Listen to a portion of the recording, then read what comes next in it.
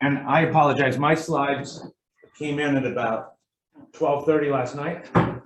So they'll be available for you, just not written in the packet. And like Professor McClure, I have a lot of data in my slides.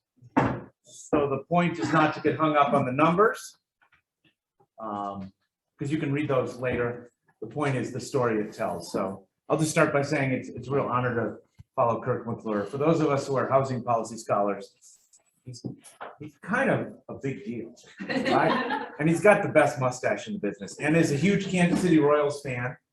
So we bond over baseball and housing. And I'm going to tell a story that's somewhat similar.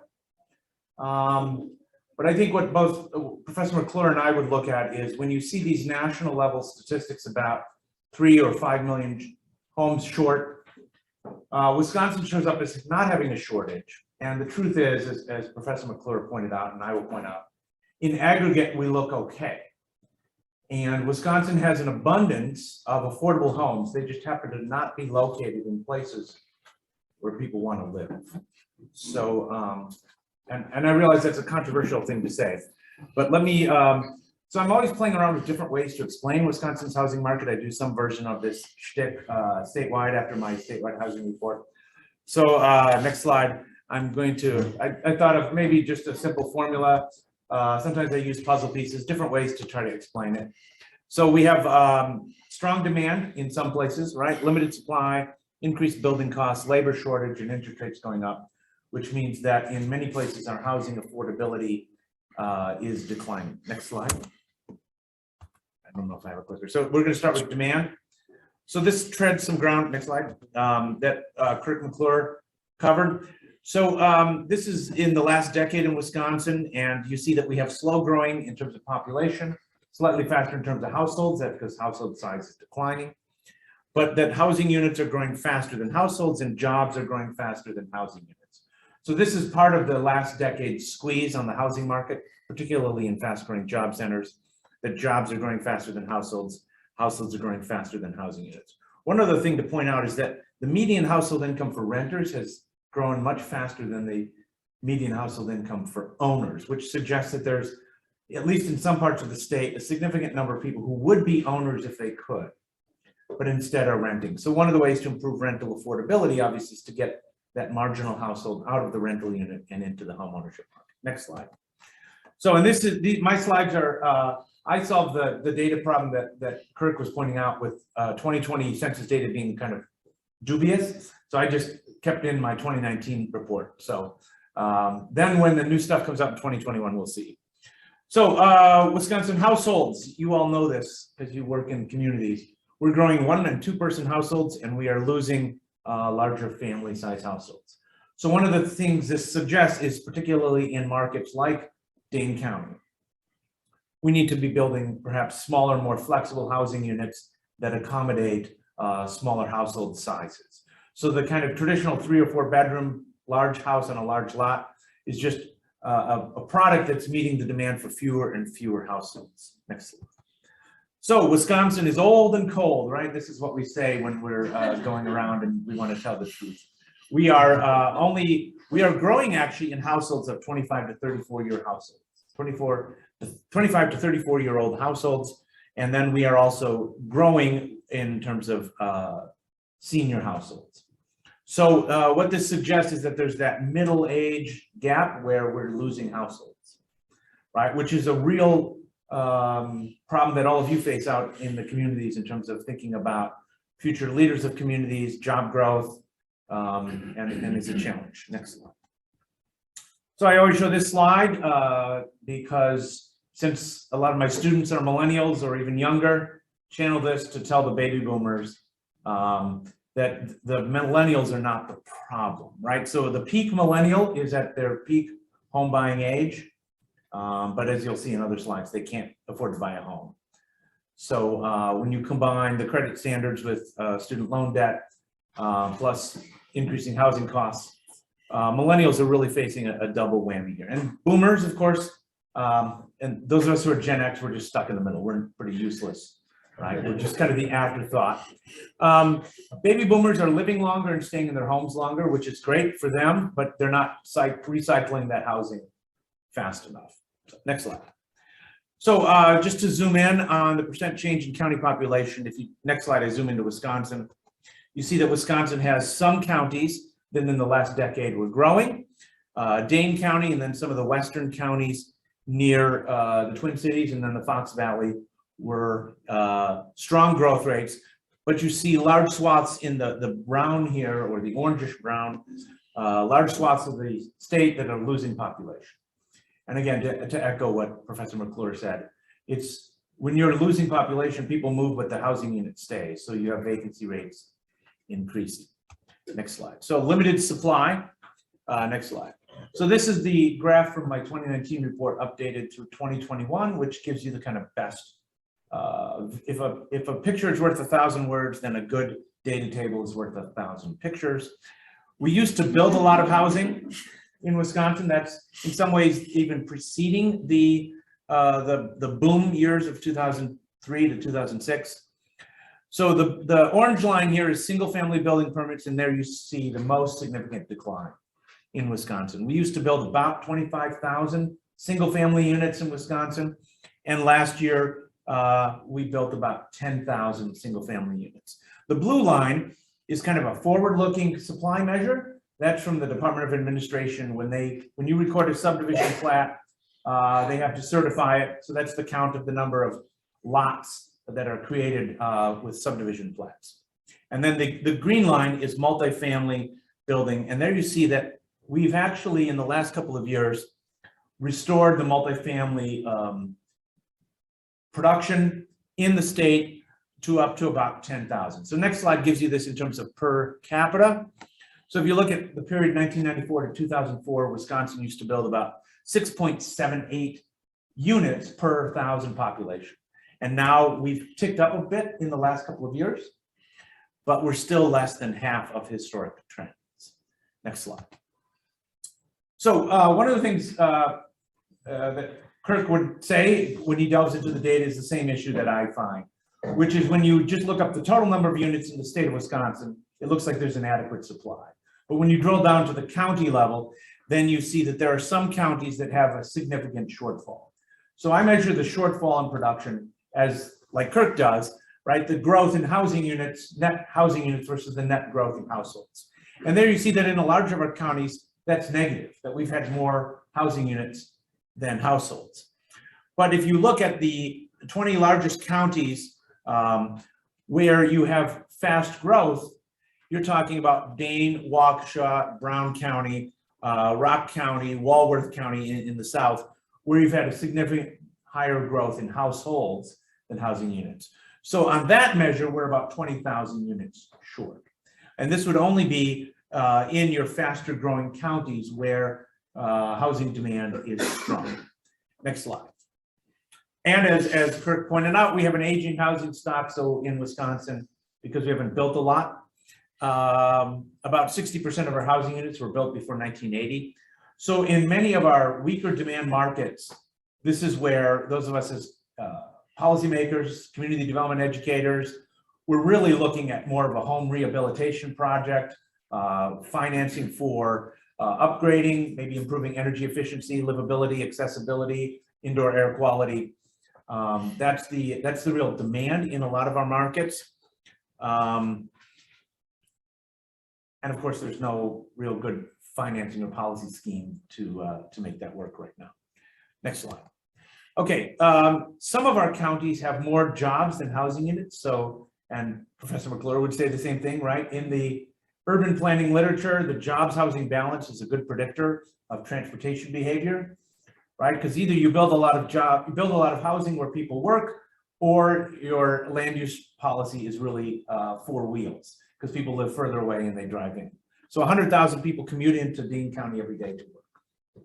Right? I was getting a haircut the other day, and the person who cuts my hair, that's a lower wage service job. She lives in Orfordville, which, if you know, is about 15 minutes away, because you can't afford to live in Dane County if you're working in a service sector job.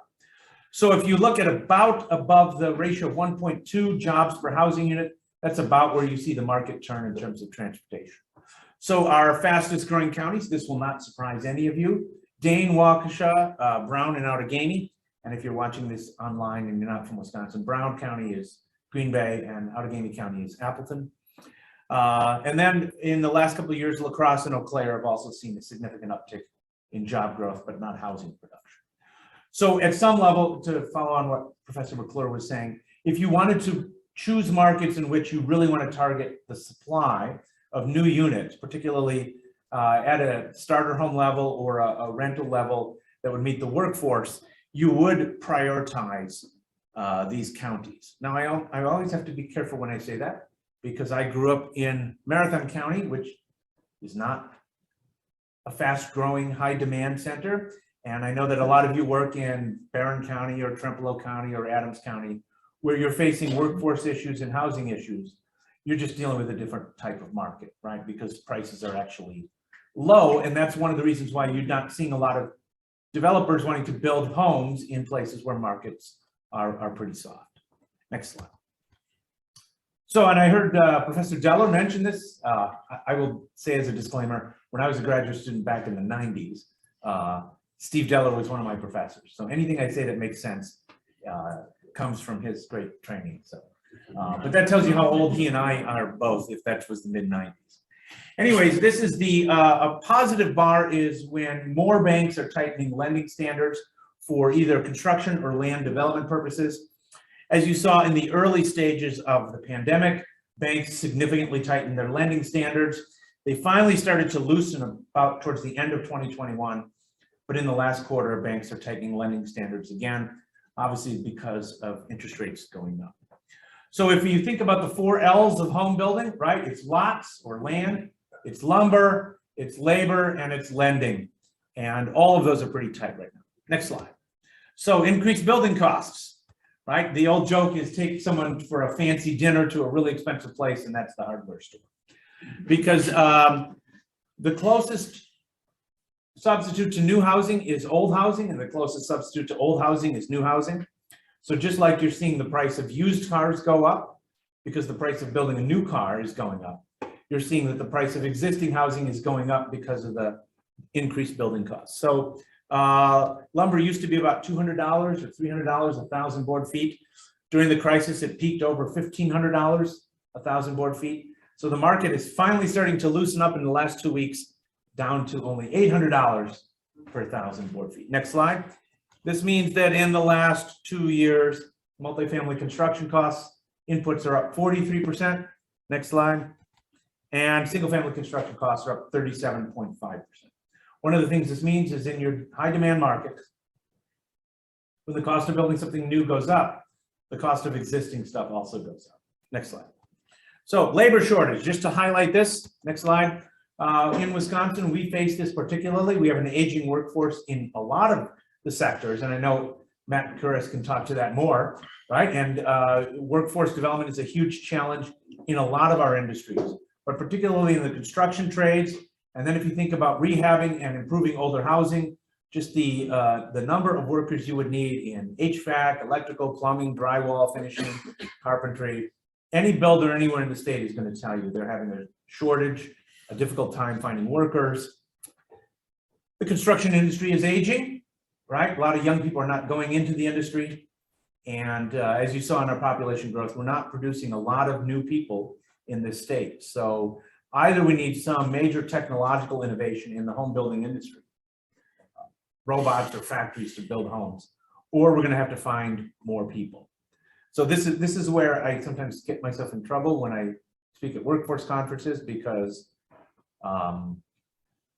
absent some sudden change in fertility behavior, we're not going to get a lot of new people in the state. So if you want workers in these industries, we either have to stop sending so many people to prison, or it's going to be immigration.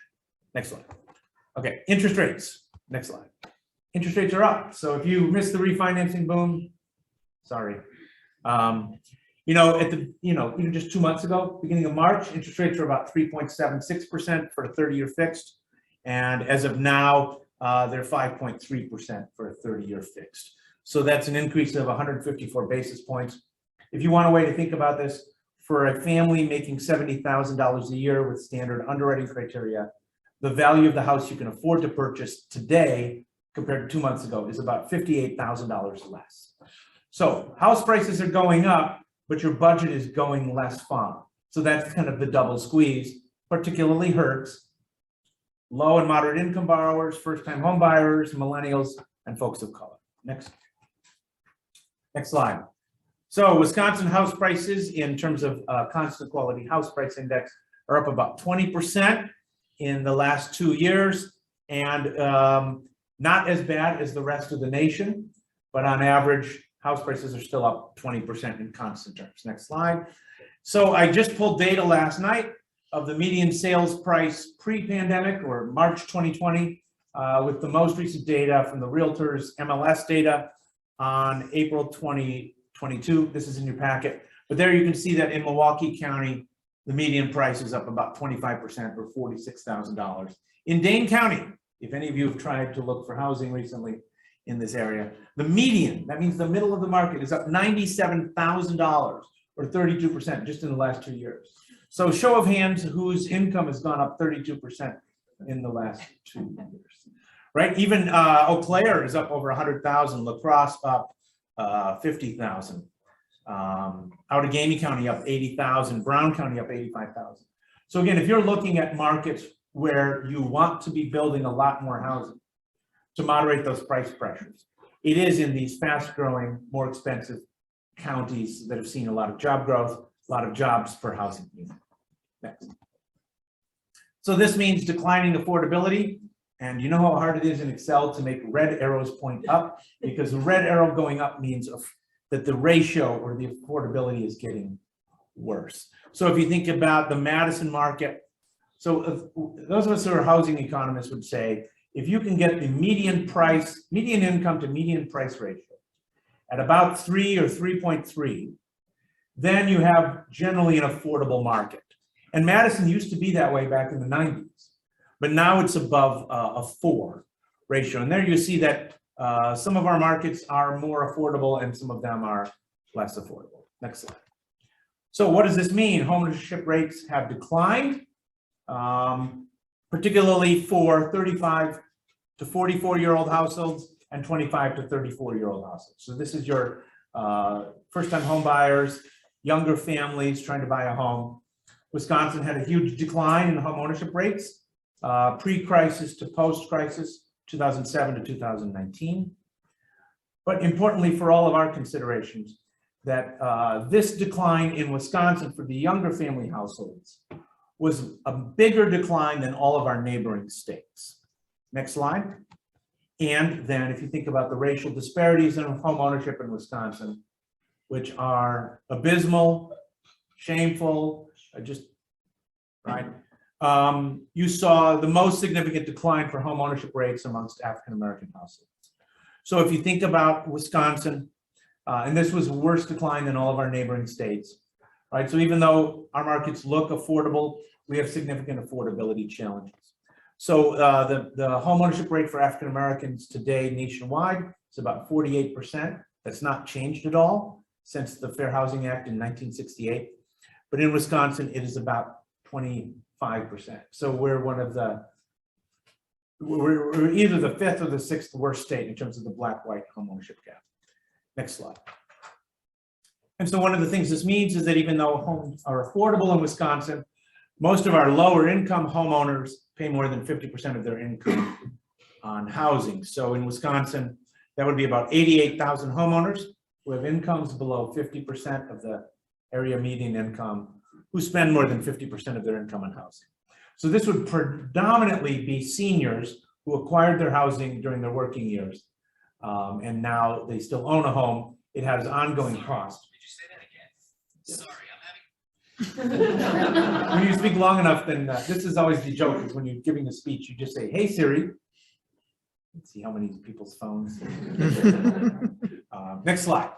So rents rose faster than incomes in most Midwestern states, but Wisconsin actually had a slower rate of growth of rental costs relative to incomes, because compared to all of our neighboring states, we built a lot of multifamily housing and rental housing in the time period before, in the decade before. So one of the things this tells us, as Kirk would agree, is that when you build a lot of apartments in a market, you have much slower rent growth. It doesn't necessarily mean that those units are affordable to the lowest income households, but it does moderate the rent growth in those markets. Next slide. But we lead the Midwest of all of our neighboring states in the percent of extremely low income renters who pay more than 50% of their income in rent. So as Kirk would point out, and I would agree, this is a case where a voucher program or some sort of rental assistance program is vital and necessary. Even though we need to build a lot more units in our high demand workforce areas, it's still the case that even building a lot won't make those units affordable for our lowest income renters. Here's where vouchers or rental assistance is necessary. Next slide. Oh, and just to go back, we have over 151,000 households in the state who currently rent their unit. Their income is less than half of the median income of the county they live in, and they spend more than 50% of their income in rent. So if you want kind of the number, the takeaway number for in your community, that's the number to look at, is what percent of your lower income renting households spend more than half of their income in rent. And you all as community development educators, you know this, right? If someone's spending half their income on rent, that's a lot of money they don't have for school supplies, medical care, transportation, and food. So that just creates all sorts of other social service needs that all of you are dealing with. And I see you have a presentation later on how to use the ALICE data, and that would indicate the same type of house.